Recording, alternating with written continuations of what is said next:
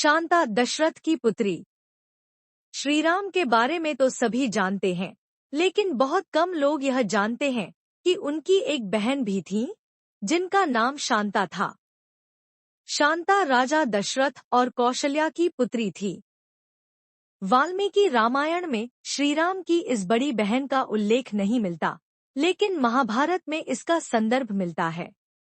इसमें बताया गया है कि अंगदेश के राजा रोमपद, जो दशरथ के करीबी मित्र थे, ने शांता को गोद लिया था। शांता का गोद लिया जाना। राजा रोमपद, जो दशरथ के मित्र थे, नि संतान थे। एक बार वह दशरथ से मिलने आए और उनसे अपनी पुत्री शांता को गोद लेने की इच्छा व्यक्त की। कौशल्या को यह सुनकर आश्चर्य हुआ कि कोई उनकी इकलौती पुत्री को गोद लेने की बात कैसे कर सकता है। लेकिन अगले ही पल उन्होंने सोचा कि रोमपद यह जानते थे कि दशरथ की 3 पत्नियां हैं और उनके और भी संतान हो सकती हैं। कौशल्या इस बात से सहमत नहीं थी, लेकिन उन्होंने रोमपद की स्थिति को देखकर अपनी पुत्री शांता को गोद देने का निर्णय लिया। शांता का बचपन अंगदेश में। नन्ही शांता को यह समझ नहीं आया कि गोद लिया जाना क्या होता है, लेकिन वह रोमपद के साथ अंगदेश में जाने के लिए उत्साहित थी। राजा रोमपद ने शांता को अपनी पुत्री की तरह पाला। उन्होंने उसे इतना स्नेह दिया कि बड़े होते होते शांता को याद भी नहीं रहा कि कौशल्या और दशरथ उनके माता पिता हैं। अब उनके लिए रोमपद ही उनके पिता और अंगदेश ही उनका घर बन चुका था। राजा रोमपद की भूल और संकट।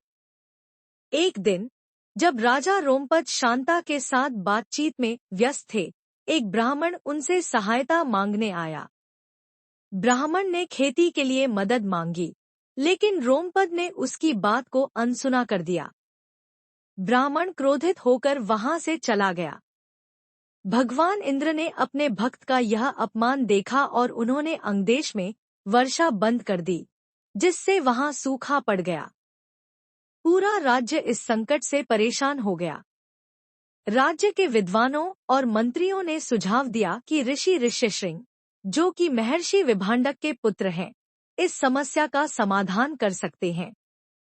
वे तपस्वी ऋषि थे और बचपन से ही अपने पिता के साथ जंगल में रहते थे।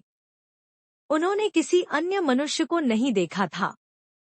मंत्रियों ने सुझाव दिया कि यदि ऋष्यशृंग यज्ञ करने के लिए तैयार हो जाएं, तो वर्षा अवश्य होगी। ऋष्यशृंग का अंगदेश आना। राजा रोमपद ने अपने सबसे कुशल दूत और राजकुमारियों को ऋष्यशृंग को अंगदेश लाने का कार्य सौंपा। जब ऋष्यशृंग ने उन महिलाओं को देखा, तो वह उनके प्रति आकर्षित हो गए। उनके पिता महर्षि विभांडक ने उन्हें मना किया, लेकिन ऋष्यशृंग खुद को रोक नहीं पाए और उन महिलाओं के साथ अंगदेश चले गए। अंगदेश पहुंचने पर ऋष्यशृंग ने राजा रोमपद और उनकी पुत्री शांता से भेंट की।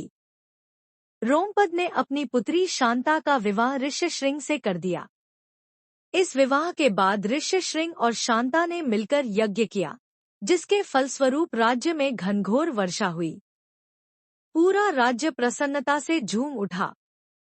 महर्षि विभांडक का क्रोध और संतोष।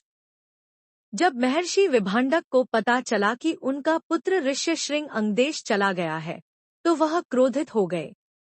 उन्होंने राजा रोमपद से मिलने का निश्चय किया। हालांकि जब उन्होंने अपने पुत्र को शांता के साथ सुखी और प्रसन्न देखा, तो उनका क्रोध शांत हो गया। दशरथ को ऋष्यशृंग का सहारा।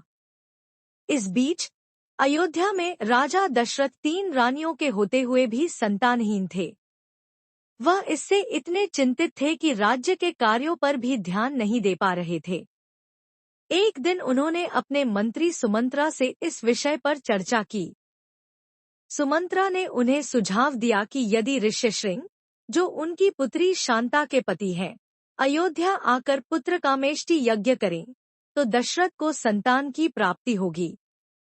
दशरथ तुरंत अंगदेश गए और अपने मित्र रोमपद से शांता और ऋष्यशृंग को अयोध्या भेजने का अनुरोध किया। शांता और ऋष्यशृंग खुशी खुशी अयोध्या जाने के लिए तैयार हो गए। पुत्रकामेष्टि यज्ञ और दशरथ का आशीर्वाद। ऋष्यशृंग ने अयोध्या पहुंचकर पुत्रकामेष्टि यज्ञ किया। यज्ञ के अंत में अग्निदेव प्रकट हुए और दशरथ को एक पात्र में पायसम दिया। उन्होंने दशरथ को निर्देश दिया कि वह इसे अपनी पत्नियों को खिलाएं। पायसम के सेवन के बाद दशरथ की तीनों पत्नियों ने संतान को जन्म दिया।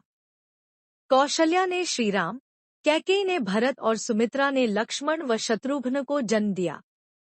शांता की भूमिका। इस पूरे घटनाक्रम में शांता का महत्वपूर्ण योगदान रहा।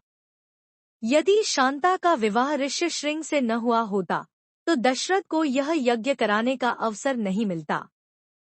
शांता न केवल राजा रोमपद की पुत्री के रूप में जानी गई, बल्कि उन्होंने अपने भाई श्रीराम के जन्म की राह भी प्रशस्त की। शांता का स्मरण। आज भी नेपाल के ललितपुर जिले में ऋष्यशृंग और देवी शांता का एक भव्य मंदिर स्थित है। यह कथा शांता के बलिदान, प्रेम और धर्म के प्रति समर्पण को दर्शाती है।